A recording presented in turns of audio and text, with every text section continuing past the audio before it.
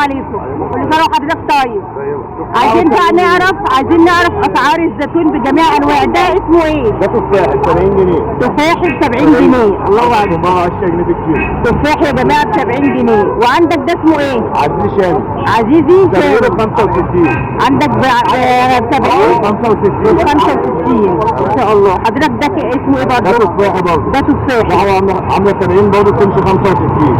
70 وتمشي 65. حضرتك بتاكل كل يوم هنا؟ كل يوم واقف من 8 ل 6.